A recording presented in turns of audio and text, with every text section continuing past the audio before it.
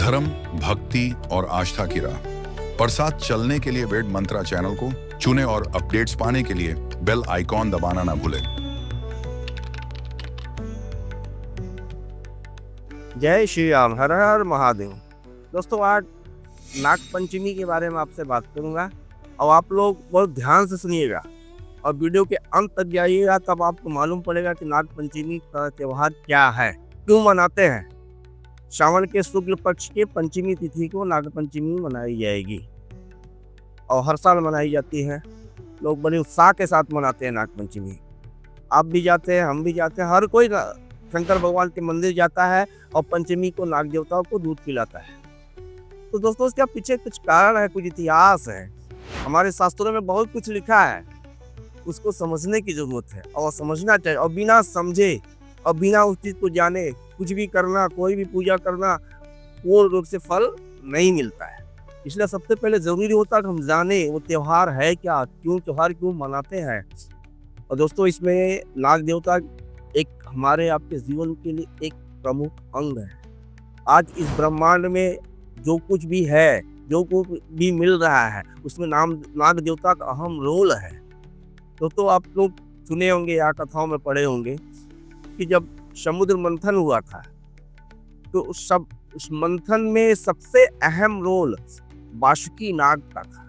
जो रस्सी लगा के मंथन करते हैं ना, उसमें वासुकी नाग का प्रयोग किया गया था।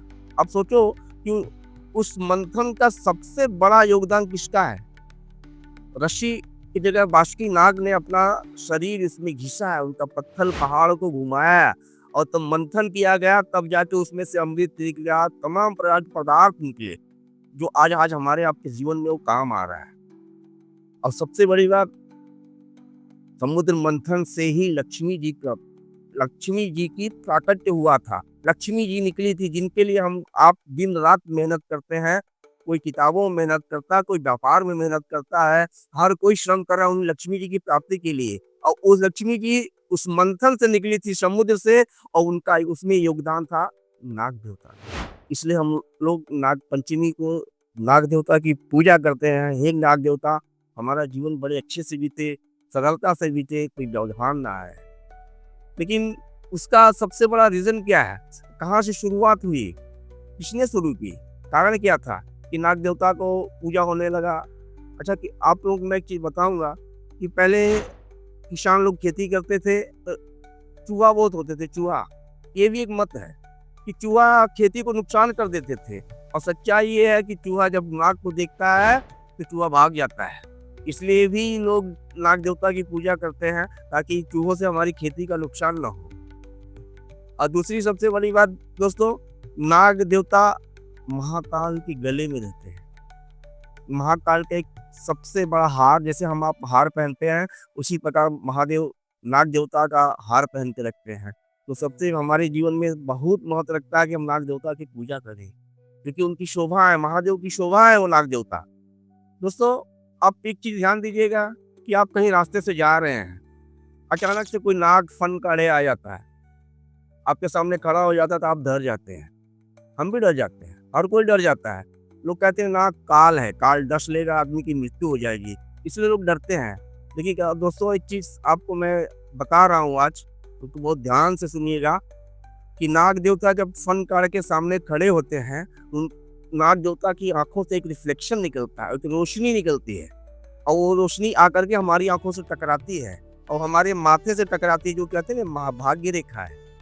वो भाग्य रेखा जब टकराती है तो नाग देवता का जो रिफ्लेक्शन आता है हमारे माथे पे, उससे हमारा भाग्य खुलता है, उससे हमारा नसीब खुलता है। वो नाग देवता डराते नहीं है, वो आपके भाग्य को खोलते हैं। वो आपके जो आंखों में रोशनी जाती है, उससे आपकी आंखों की रोशनी की चमक बढ़ती है। लेकिन हमारा आपका दुर्भाग्य है कि हम उसे डर के मारे उनको नाग देवता को मार भी देते हैं। बहुत से लोग मार देते हैं। एक काल है, ऐसा काल नहीं सोचना चाहिए। नाग देवता कहीं न कहीं हमारे जीवन से जुड़े हैं और हमारा भला ही कर रहे हैं। दोस्तों, अब मैं आप लोगों को भागवत पुराण में लेके चलता हूँ। बहुत ध्यान से सुनिएगा, स्टोरी यहीं से चालू होती है नाग देवता की। द्वापर युग समाप्त होता है, कलयुग की शुरुआत होती है। कलयुग के पहले राजा थे राजा परीक्षित। राजा परीक्षित बहुत महान राजा थे। उनके राज्य में सारी प्रजा इतनी खुश थी कि पूछो मत। बड़े बड़े संत महात्मा जो भी थे अच्छे थे, यज्ञ पूजा भाग सब कर लेते थे।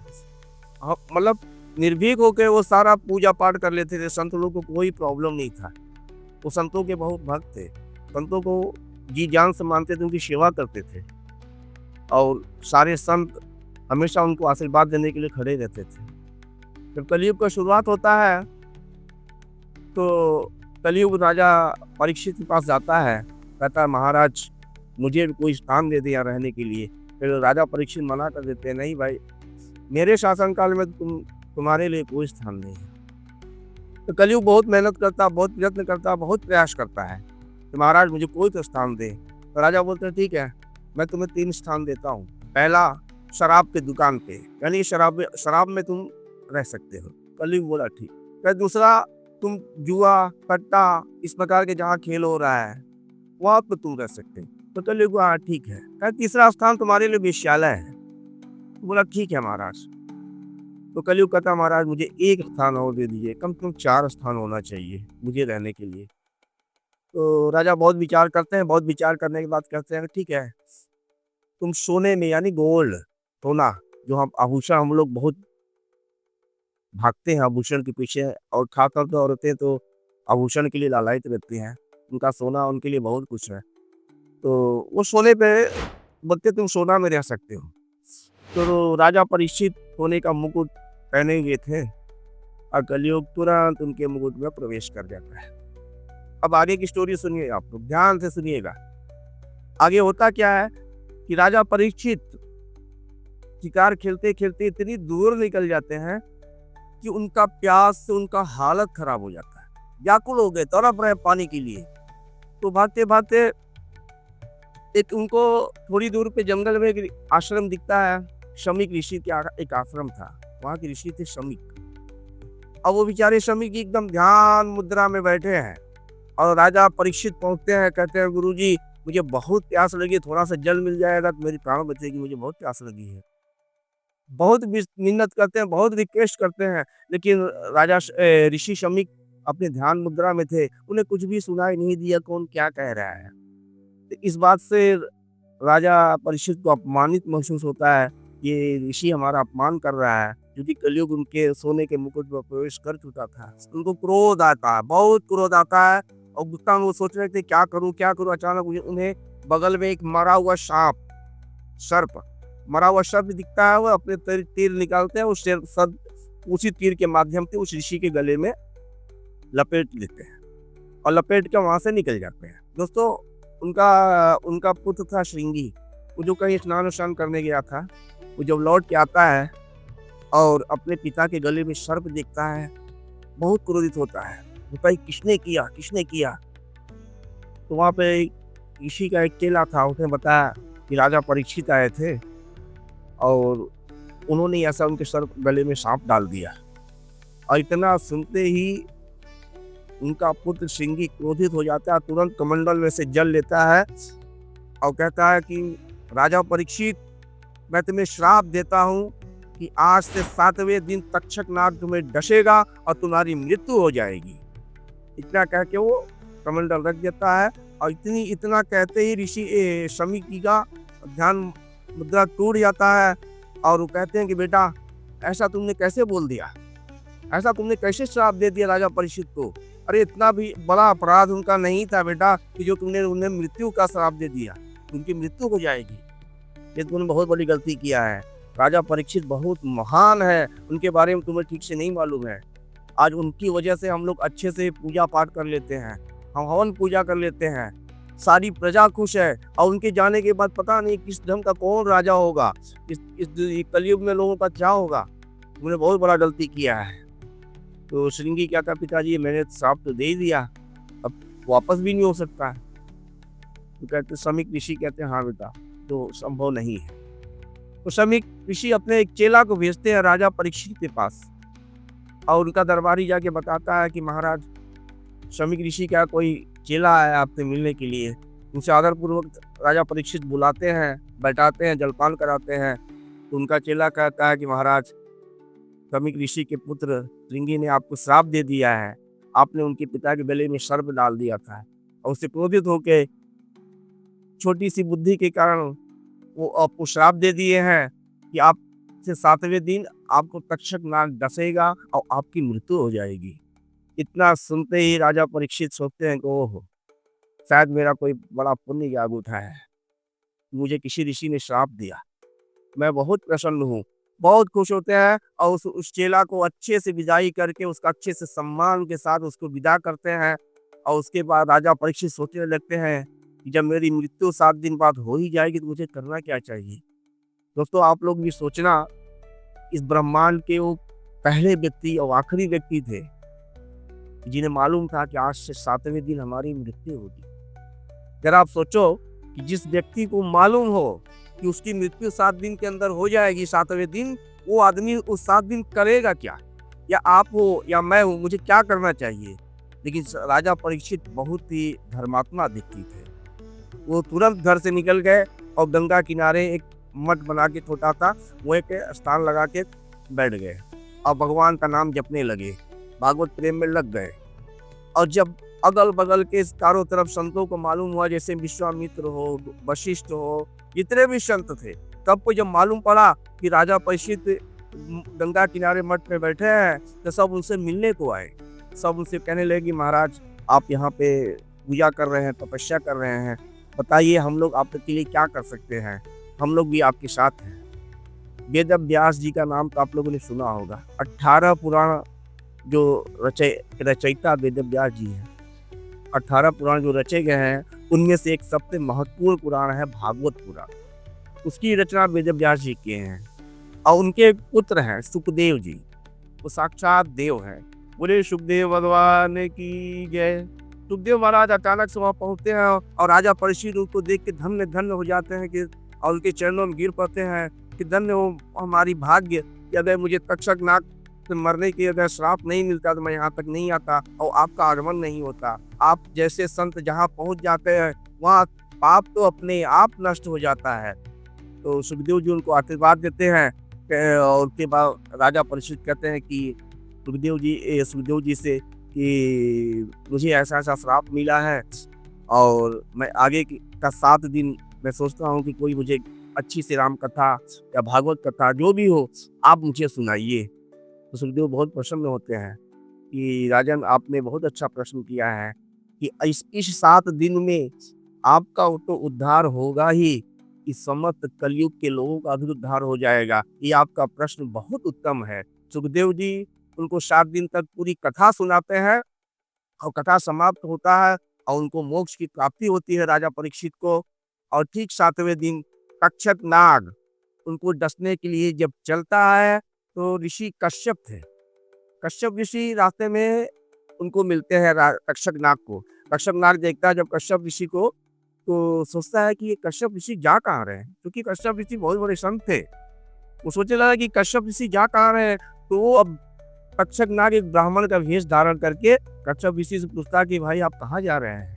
तो कहते मैं राजा परीक्षित को बचाने जा रहा हूँ, उनको श्राप मिला है कि 7वें दिन उनको तक्षक नाग डस लेगा, 7वां दिन है और मैं उनको बचाऊंगा। कहें आप बचा लोगे? कहें हाँ बचा लूंगा। बोला कि तब तक्षक नाग अपने असली रूप में आ जाता है। तक्षक नाग जब अपनी असली रूप में आता है तो कश्यप ऋषि उसको प्रणाम करते हैं, कहते हैं भाई तुम मेरी परीक्षा ले रहे थे क्या? तो तक्षक नाग कहता हाँ मैं आपकी परीक्षा ले रहा था कि जिसको मैं डसूंगा और मेरा विष इतना खतरनाक है तो उसे कोई नहीं बचा सकता, आप कैसे बचाओगे ईश्वर? तो कहते हैं तुम परीक्षा ले सकते हो। तो तक्षक नाग एक वृक्ष था, उस वृक्ष में वो डंस मारता है, वो वृक्ष राख बन जाता है और कश्यप ऋषि तुरंत मंत्रोच्चार के साथ उस राख को एक वृक्ष में परिवर्तित कर देते हैं। और ये देख के तक्षक नाग सोच में पड़ जाता है कि अगर मैं राजा परीक्षित को डसूंगा और उसके बाद ये जिंदा कर देंगे तो उसका श्रृंगी का श्राप बेकार चला जाएगा।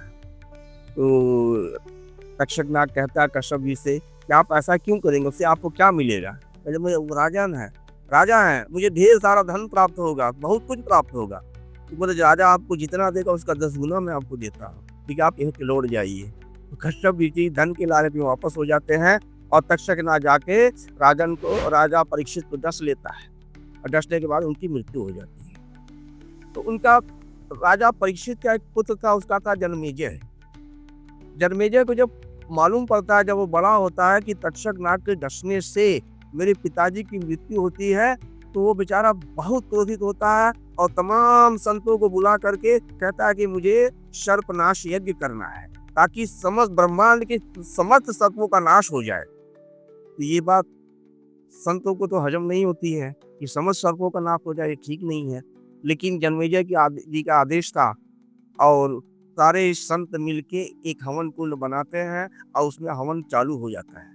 और जैसे जैसे हवन उसमें डाला जाता है, संसार के समस्त नाग घूमते घूमते घूमते घूमते उस आगे कुंड में गिरना चालू हो जाते हैं। जब तक्षक नाग इंद्र के पास से वापस कुंड के पास हिलते डुलते नशे में वो पहुंचता है मंत्र के प्रभाव में, तो तक्षक नाग को देख के राजा परीक्षित के पुत्र बहुत खुश होते हैं। मनसा देवी के जो पुत्र थे आस्तिक, उसे उनको कहते हैं कि ऋषिवर, मैं बहुत प्रसन्न हूँ कि आपके मंत्र के प्रभाव से तक्षक नाग यहाँ तक आया, नहीं तो इंद्र के पास जाके छिप के बैठा था। और आप जो कहिए, जो मांगिए, मैं आपको देने को तैयार हूँ, मैं बहुत प्रसन्न हूँ। तो मनसा देवी के पुत्र जो आस्तिक हैं वो कहते हैं कि महाराज, अगर आप बहुत खुश हैं तो इन नागों को जान बख्श दीजिए, तक्षक नाग को क्षमा दान कर दीजिए, नहीं तो इस पृथ्वी से सारे नाग समाप्त हो जाएंगे। तो दोस्तों, राजा के पुत्र, राजा परीक्षित के पुत्र जन्मेजय कहते हैं ठीक है ऋषिवर, मैं आपकी बात मानता हूँ और इन नागों को मैं आज क्षमा करता हूँ। तो दोस्तों, तभी से नाग पंचमी के दिन समस्त नागों की पूजा होने लगी, उनकी आराधना होने लगी और यहीं से हमारे जीवन में एक नया बदलाव आया। हम भी नाग की पूजा करने लगे जो कि महादेव के गले की शोभा है। तो दोस्तों, आप लोग भी ध्यान रखिएगा, नाग पंचमी को शंकर भगवान के मंदिर में अवश्य जाइए, शिव की आराधना करिए और साथ में शंकर जी को दूध अर्पण करिए, उनको दूध पिलाइए। और कहते हैं कि शंकर भगवान के साथ साथ अगर नाग को दूध पिलाया जाए, उससे हमारे घर में लक्ष्मी की आती है। तो दोस्तों, इस वीडियो को अगर आप लोगों को अच्छा लगा हो, स्टोरी अच्छी लगी हो, तो वीडियो को सब्सक्राइब कर दीजिए, लाइक कर दीजिए। हर हर महादेव, जय श्री राम।